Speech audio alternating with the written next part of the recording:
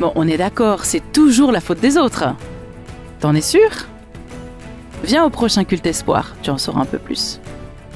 Rendez-vous samedi à 2h, 11h et 21h avec nos 3 animatrices, animateurs et leurs invités pour une belle heure de partage, musique et réflexion. Auditrice, auditeur, te voilà de retour pour un nouveau Culte Espoir. Alors j'espère que tu as passé un bel été, on est toujours d'ailleurs dans ce temps de rentrée et j'ai avec moi dans ce studio Amandine, Stéphane. Bonjour. Bonjour. Ça va? Ça va bien. Nickel. Bon, alors quand je dis rentrée, à quoi vous pensez? Beaucoup de boulot. Beaucoup de travail? Ouais, moi je suis prof, donc c'est l'année, tu retrouves tes élèves, tu dois te remettre dans les cours, voilà. Bon, Tout ça, c'est quoi. plutôt positif quand même? Ouais, non, c'est cool. Bon. C'est cool, mais Ça c'est recommence, intense. ça Et toi, recommence Ça recommence. et toi, rentrée? Alors, j'ai encore la tête dans les vacances, mais rentrée, j'ai pas très envie d'y penser tout de suite. Ça va vite arriver. Ouais, tu m'étonnes. Alors, pourtant, on parle de la rentrée, hein, mais j'ai l'impression qu'on a encore un petit air de vacances par ici, non? Mhm. Il flotte dans ce studio, cher auditeur, un petit air d'Italie. Eh oui, parce que nous accueillons aujourd'hui un invité dont le bel accent italien n'est plus à démontrer. Bienvenue, Corrado Così. Ciao a tutti. Alors, on est content de te recevoir Merci. pour un deuxième culte que tu nous partages en tout cas. Est-ce que tu peux peut-être te présenter en quelques mots pour ceux qui ne t'auraient pas encore entendu? Oui, bon, je suis un pasteur, d'accord. Maintenant, je suis pasteur de l'église de Fribourg et le groupe des Romans. J'étais pasteur en Italie pendant 7 ans et après j'ai vécu, disons, un peu de temps dans l'administration de l'église au niveau national et international. J'étais directeur de la jeunesse, aussi de la communication, de l'éducation. Ici, au niveau international, j'étais aussi responsable d'un ministère tout à fait nouveau. C'est le ministère pour les handicapés, pour les insérer dans l'église et aussi pour parler d'eux, comme on parle très peu. Et en plus, je suis nonno. Donc, 4 enfants pas qui mal. me rendent vraiment heureux. Ça, c'est important. C'est papy. Papi, il m'appelle Nonno, et quand il appelle Nonno, moi je m'arrête. Tu fonds. Ouais, c'est ça. Trop chaud. C'est mignon. Hein. Super. Quel thème tu vas nous présenter aujourd'hui? Ben, je vais te présenter un thème qui n'est pas populaire, d'accord? D'accord. Oui, c'est souvent il nous arrive des malheurs, des difficultés, des défis, et souvent on est tenté de donner la faute à d'autres. Quelque chose qui nous a malheureusement, introduit dans cette difficulté où nous sommes. Nous devons être conscients que pas mal de fois la faute c'est à nous et nous devons la reconnaître. D'accord, donc prendre ses responsabilités. Exactement. Oula, alors ça m'interpelle. Hein. À suivre. Bon, bah alors Amandine, prête pour démarrer ce culte avec nous? Allez, c'est parti.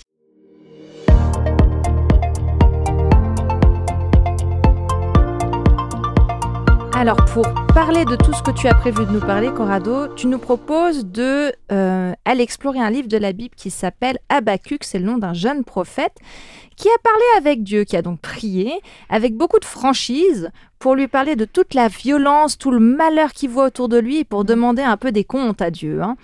La promesse du coup que j'aimerais te partager vient du livre de Habacuc au chapitre 2, le verset 1 et le tout début du verset 2. Donc je te le lis. Habacuc dit « Moi, je vais rester à mon poste de garde, j'attendrai comme un guetteur sur le rempart pour savoir ce que Dieu me dira et comment il répondra à mes plaintes. » Et le début du verset 2 commence par « Le Seigneur me répondit ».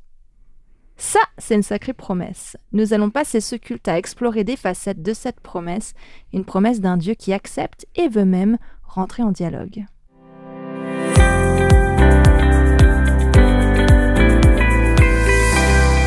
Cette semaine, ce sujet m'a beaucoup travaillé. J'ai pas mal réfléchi comment je pouvais aborder la chronique Dieu de ma semaine. Première étape, je vais lire le livre d'Habacuc. Comme nous tous. Mais où se trouve le livre d'Habacuc? Vieux Testament, Nouveau Testament, je sais pas, c'est pas le livre que j'ai l'habitude de lire. Je pense que plusieurs personnes n'ont pas l'habitude de lire ce livre. Mais je lis plus les évangiles, les psaumes, Genèse, j'aime bien la Genèse, donc voilà.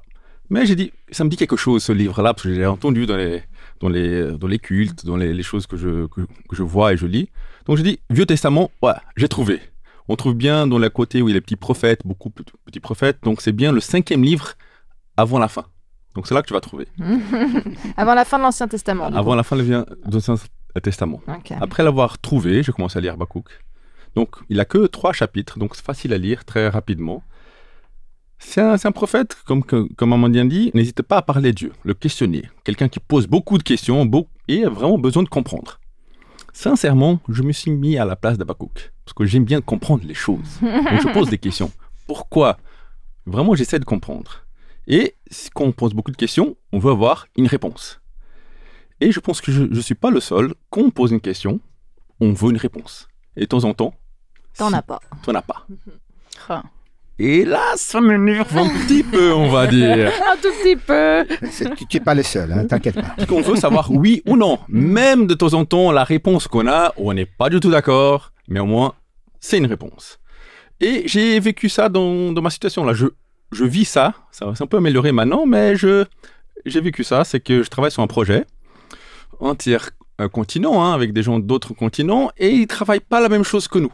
Ah, vous travaillez différemment. On travaille différemment. Ok. C'est culturellement différent, mais Ouais. voilà, il faut qu'on s'adapte. Et je pose beaucoup de questions sur ce projet. Et j'ai pas de réponse. Oh, tu dois être Aïe. frustré. Oui. On voit dans ton regard là quand Ah tu nous ouais.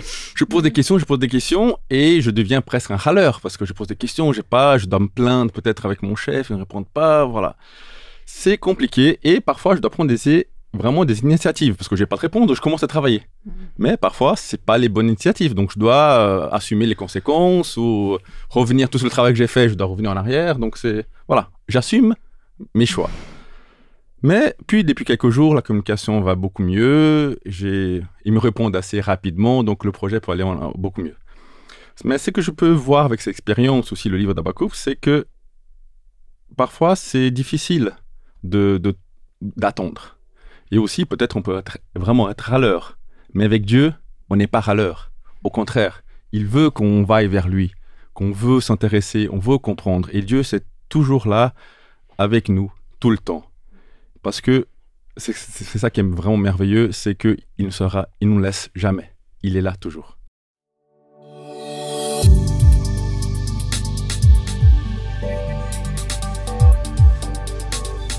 Alors tu es au culte espoir, cher auditeur. Alors place à la louange en musique, une chronique qui te fait souvent découvrir de nouveaux artistes. Notre thème du jour m'a fait penser à un chant de Mimi Kosiali. Il a pour titre « Tu règnes » et il nous rappelle que dans toutes les saisons que nous vivons, dans les joies, dans les questionnements aussi, en tout temps Dieu reste le maître des situations.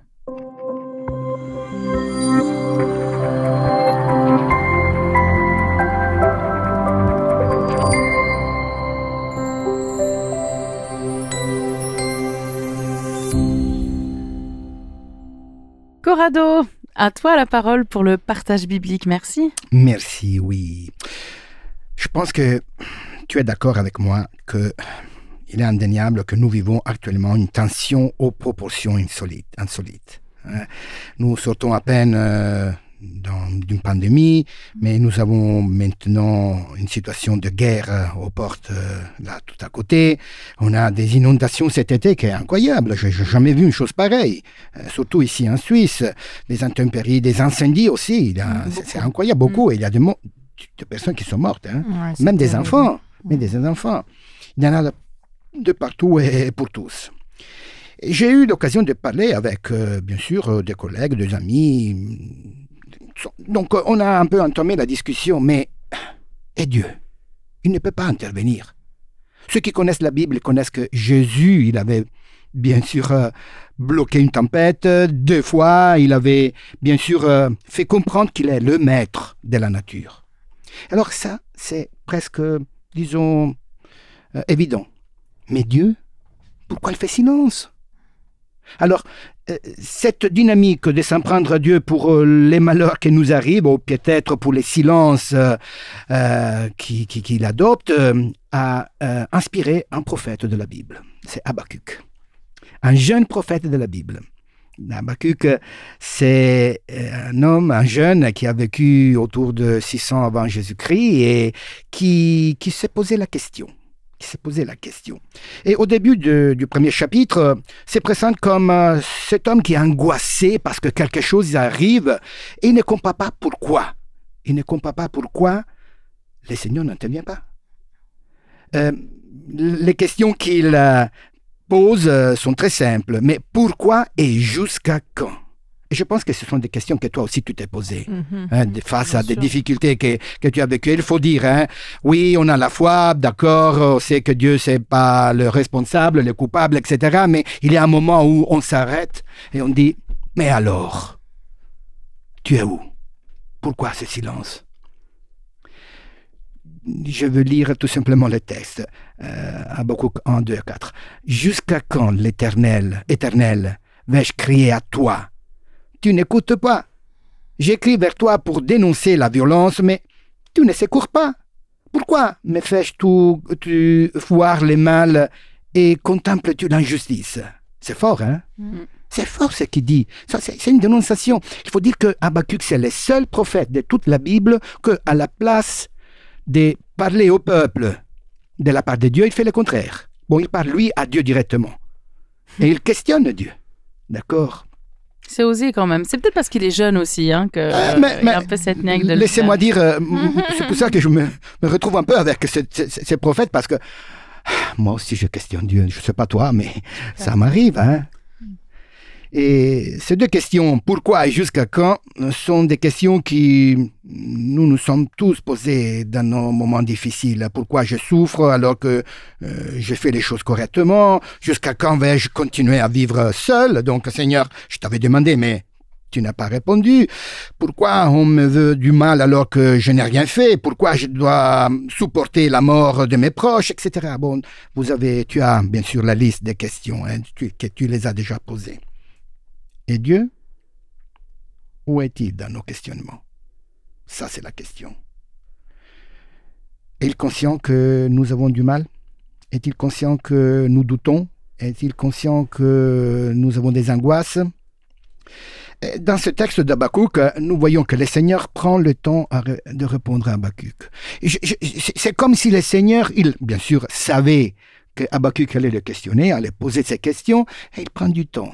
Il attend. C'est comme s'il l'invite même à insister. Parce qu'il veut donner la réponse et pas une réponse. Quelqu'un pourrait penser que c'est irrévérent de questionner Dieu. Mais non, mais c'est Dieu même qui l'a dit. Mettez-moi à l'épreuve. Combien de fois Dieu l'a dit, hein? D'accord?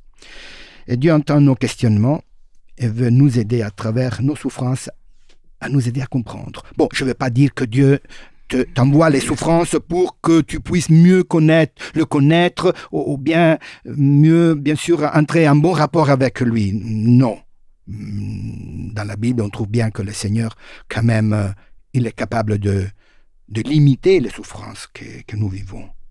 Parce qu'il nous connaît, il nous aime. Sûrement, tu as vécu comme Habakkuk des moments difficiles, des souffrances, des grands questionnements, ces moments qui te poussent à remettre en question aussi la présence de Dieu dans ta vie. Et je peux dire qu'il n'y en a pas de monde que j'ai rencontré qu'à la fin ils m'ont dit, mais je ne vais pas dire que je ne crois pas plus en Dieu, mais je me pose la question, pourquoi ce silence? Et la question c'est que tu ne te sens pas responsable des malheurs qui t'accablent. Point. Il y a un facteur que nous oublions souvent. C'est une attitude que personnellement j'ai définie, la syndrome d'Adam. Hein? Qu'est-ce que c'est que ça? Syndrome d'Adam. Ah bah il a dénoncé Ève, quoi. C'est pas moi qui ai pris... Non, pas seulement, parce que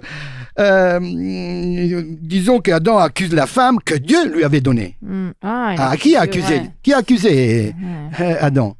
Et Ève accuse le serpent qui était à côté. Donc, c'est comme dire, c'est toujours la faute à l'autre. Ça, c'est ce que j'appelle la syndrome d'Adam. La faute à l'autre.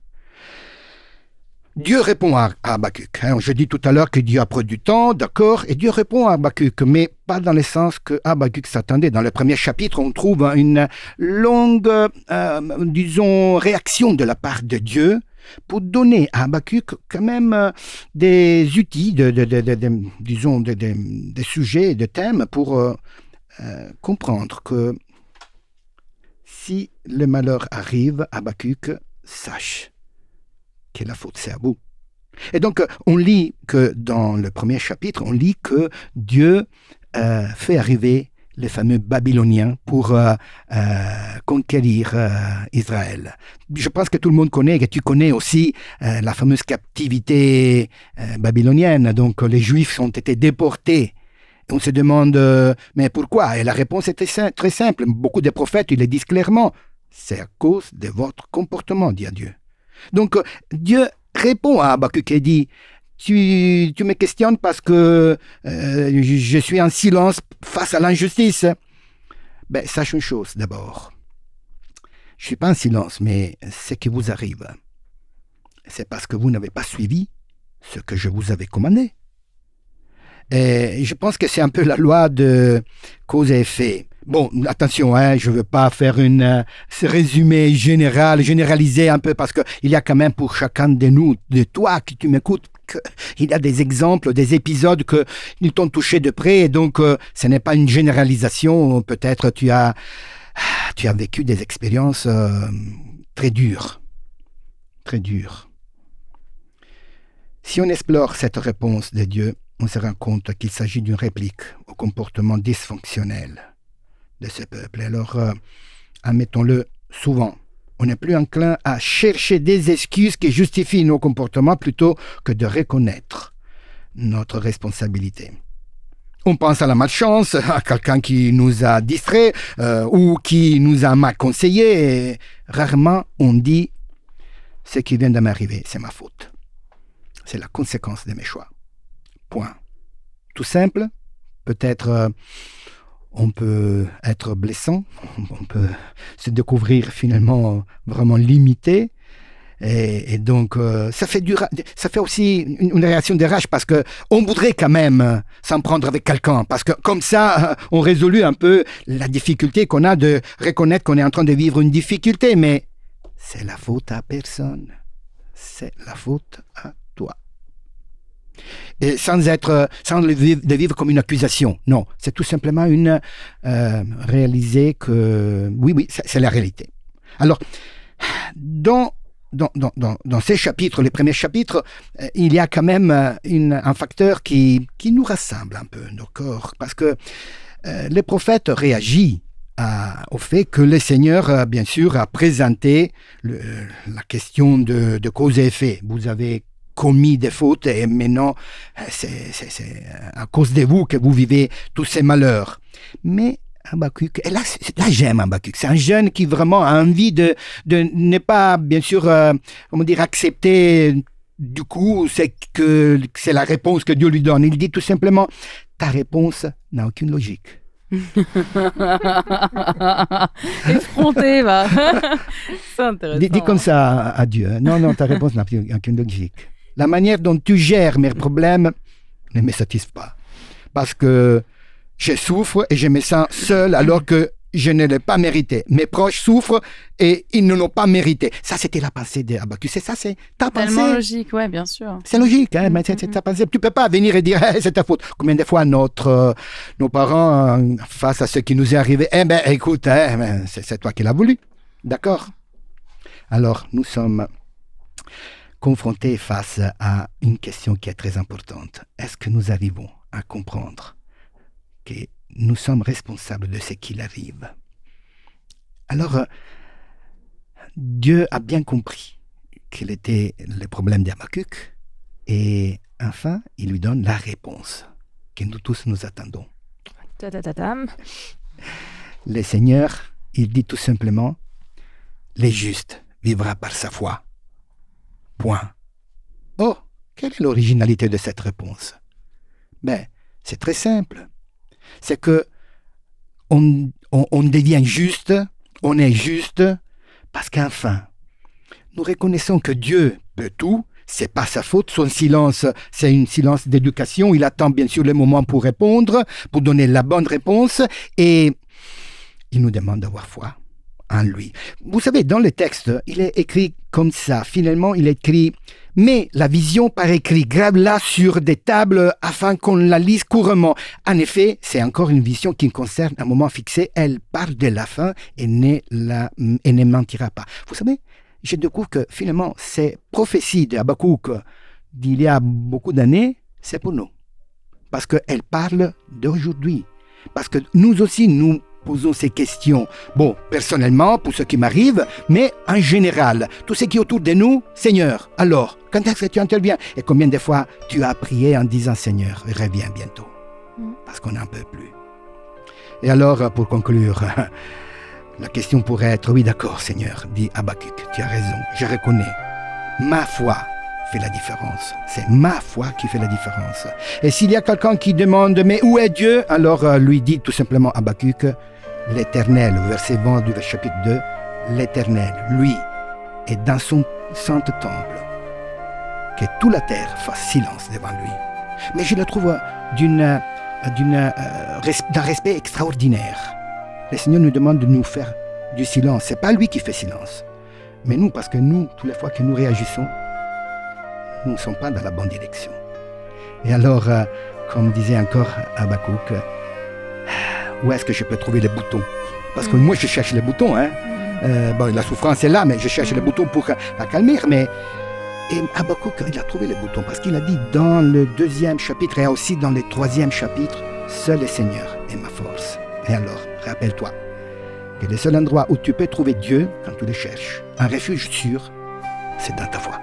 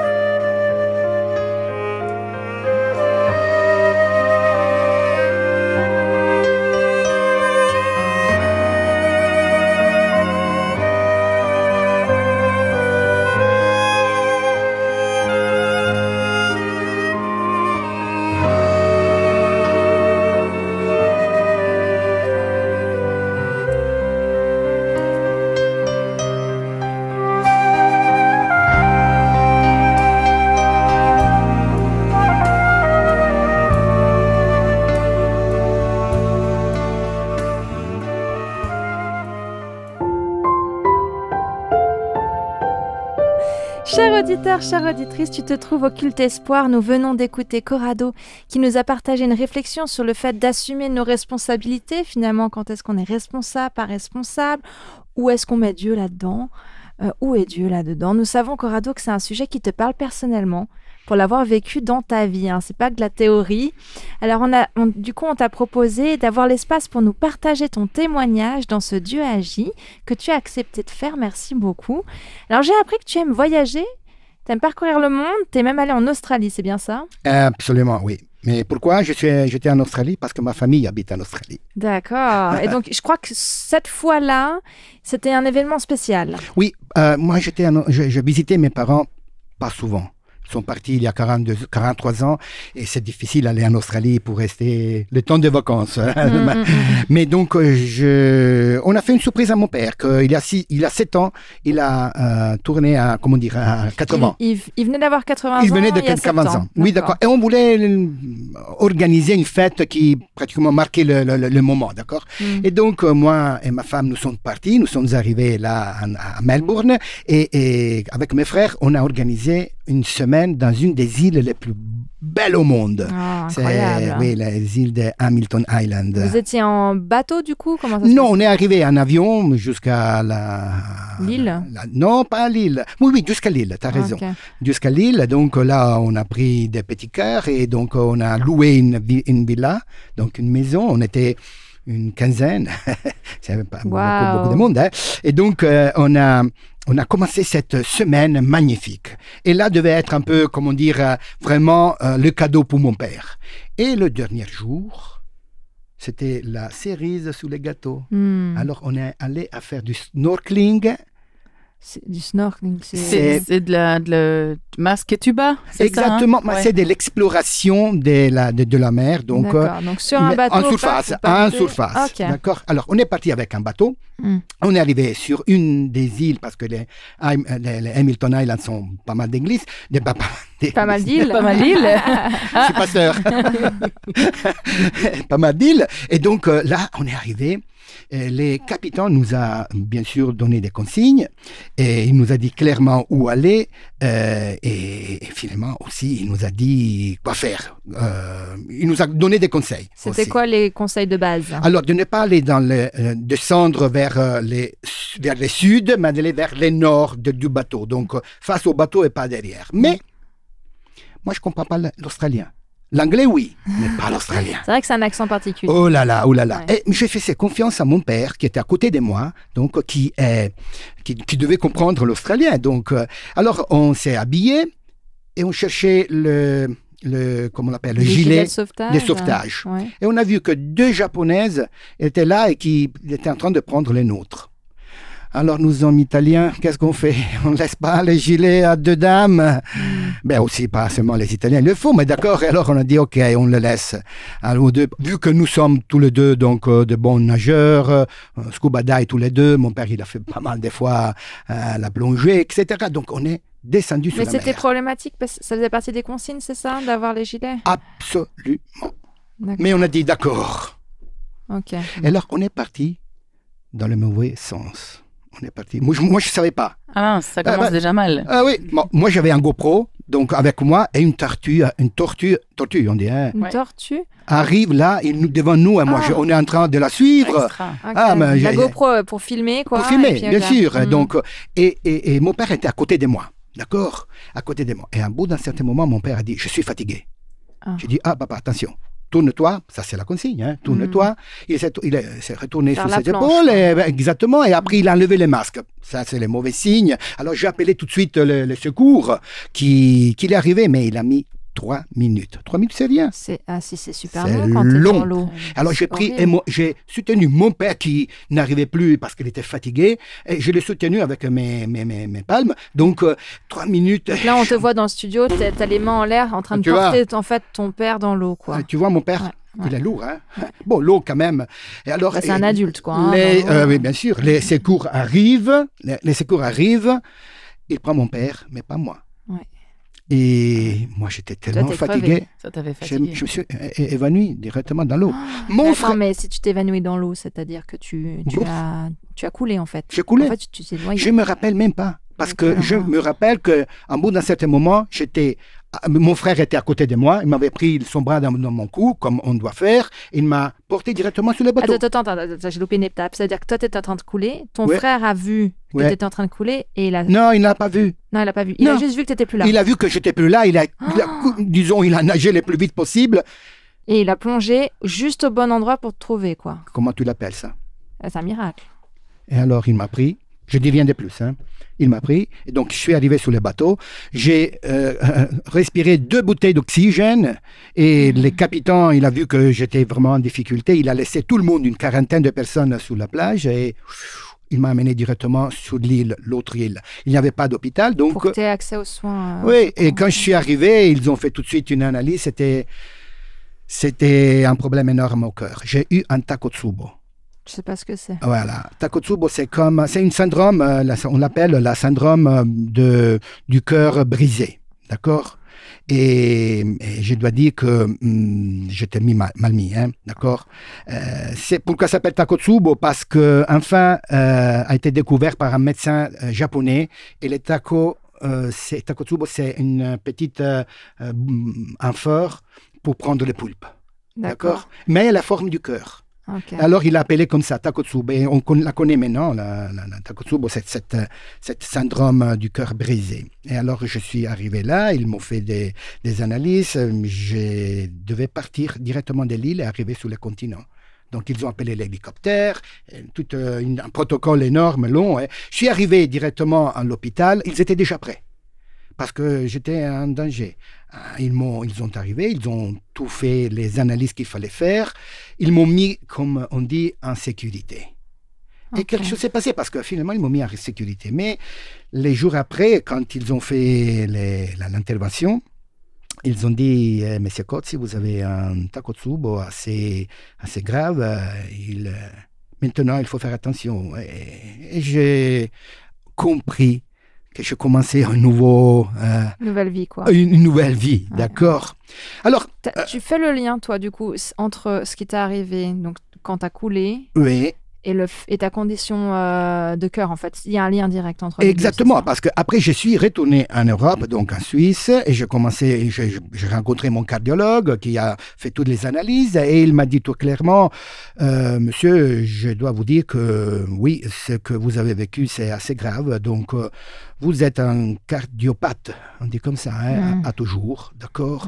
Et il faut maintenant que vous suivez des thérapies, et c'est important que vous le faites. Et alors, c'est quoi le lien que tu fais entre ce que tu viens de nous partager et puis ton message?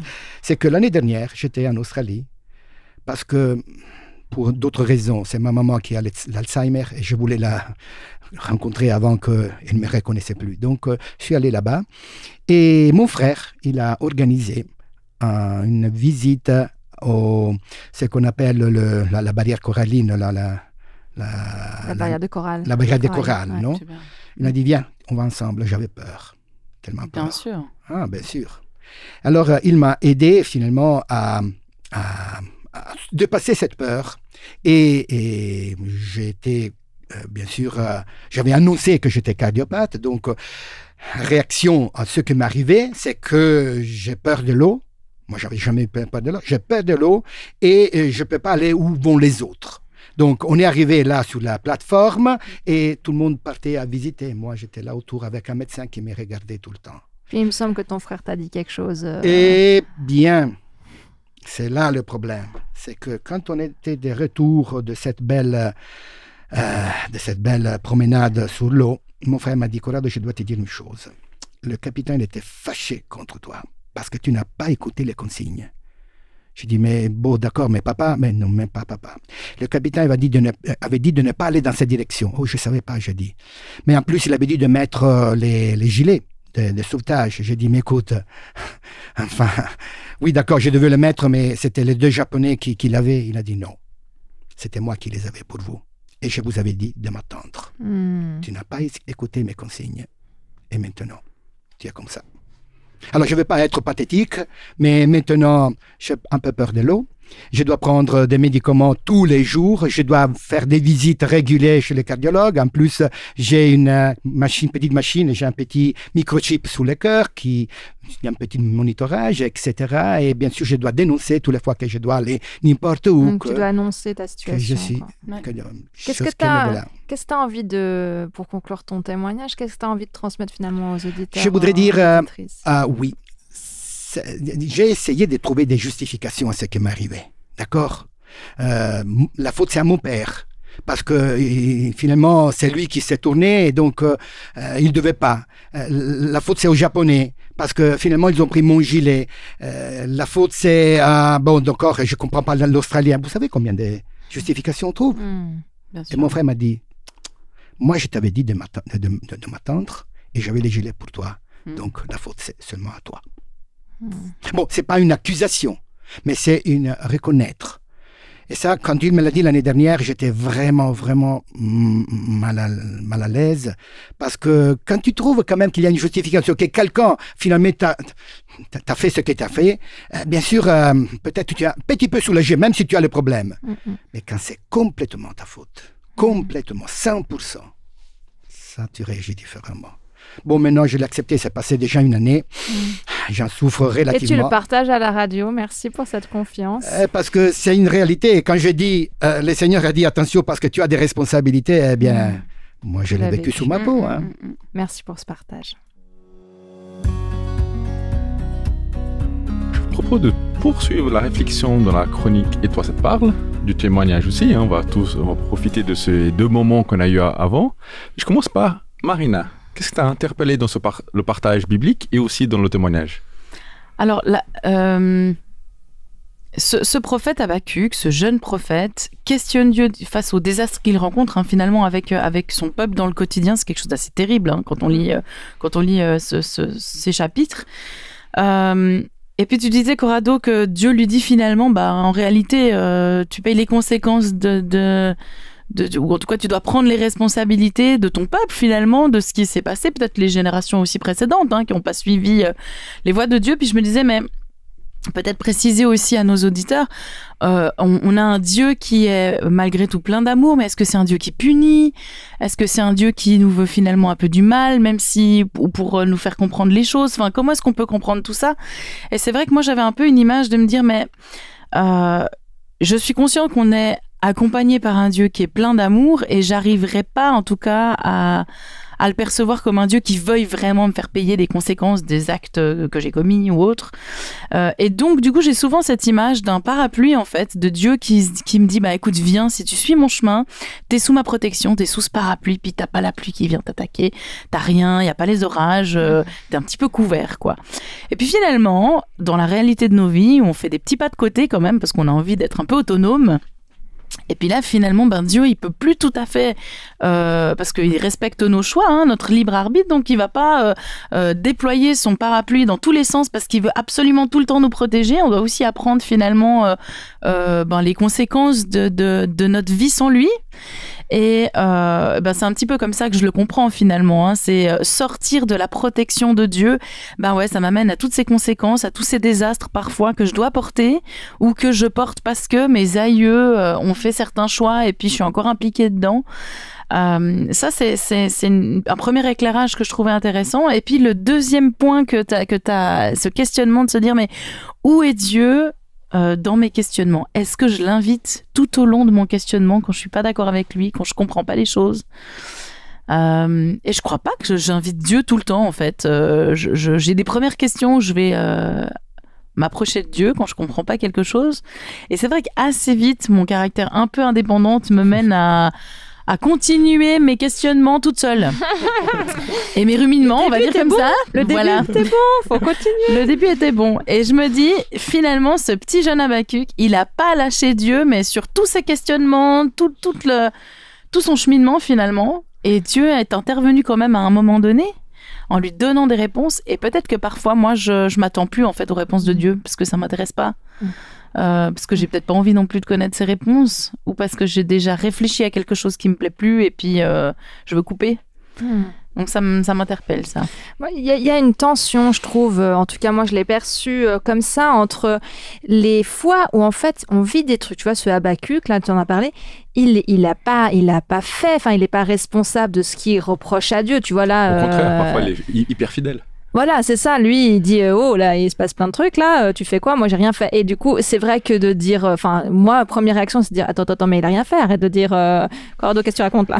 Il a rien fait, donc on arrête de lui dire qu'il a fait quelque chose. Donc il y a cette tension entre finalement des fois où en fait, effectivement, dans nos vies, il nous arrive des trucs. On n'a rien fait, punaise, pour avoir ces conséquences-là. Et donc, du coup, ça, c'est encore une autre signification, un autre truc. Mais il y a des fois aussi où on a fait. Et c'est vrai que moi, j'ai tendance à aller directement sur non, mais tu sais, ça fait partie de ces situations où je n'ai rien fait.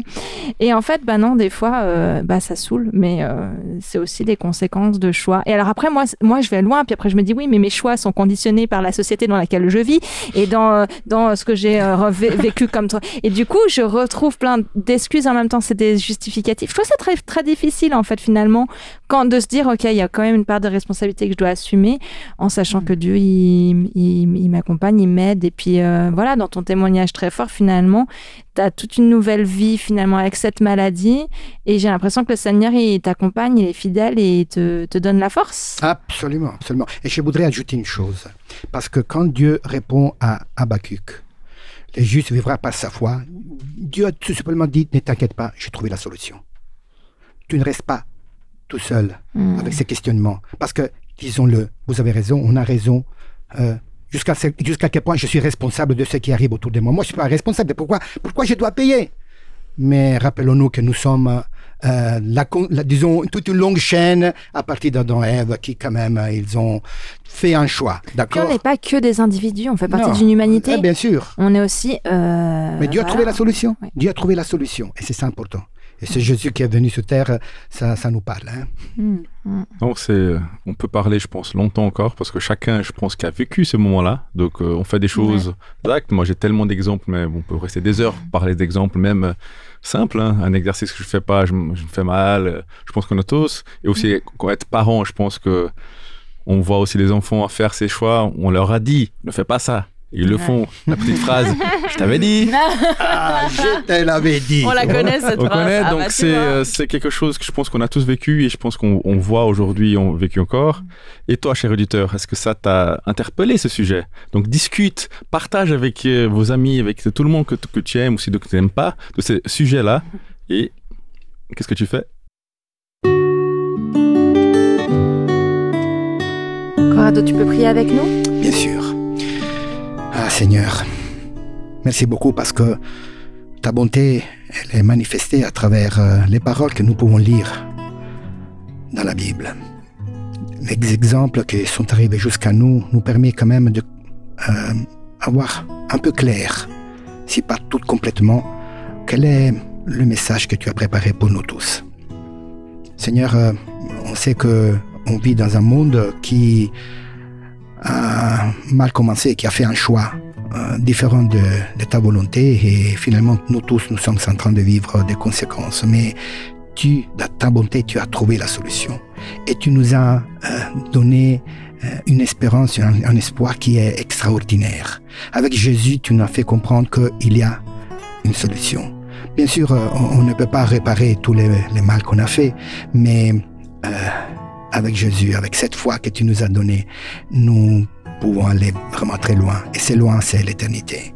Comme Habakkuk a souligné la phrase que tu as dit, le juste vivra par la foi, tu nous invites à avoir une foi solide dans une future que tu es en train de préparer pour nous tous. Et un jour dans le ciel, tu nous donneras des explications parce qu'on a besoin des explications. Et on va s'asseoir à côté d'Habakkuk et tu nous apprendras bien sûr qu'est-ce qu'il s'est passé réellement.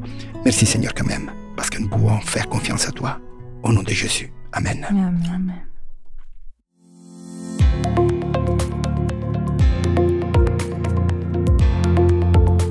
Bon, allez, on se prépare, on s'échauffe, on déverrouille les épaules, on déraide la nuque, on étire les bras et on se prépare à se mettre en mouvement. C'est parti pour la mise en action. Pour celle-ci, j'ai une petite surprise pour toi. C'est Mildred qui nous propose l'action du jour. Exactement, Amandine. Tu as bien fait de préparer nos amis qui nous écoutent à se mettre en action. Chers auditeurs, comme tu sais, le monde est rempli de règles, d'instructions qui sont là essentiellement pour nous protéger. Des fois, ce sont des choses toutes simples et logiques, mais qu'on ne respecte pas forcément. Voici quelques exemples. Traverser au passage piéton, traverser la route seulement quand le petit bonhomme est vert, respecter les limitations de vitesse.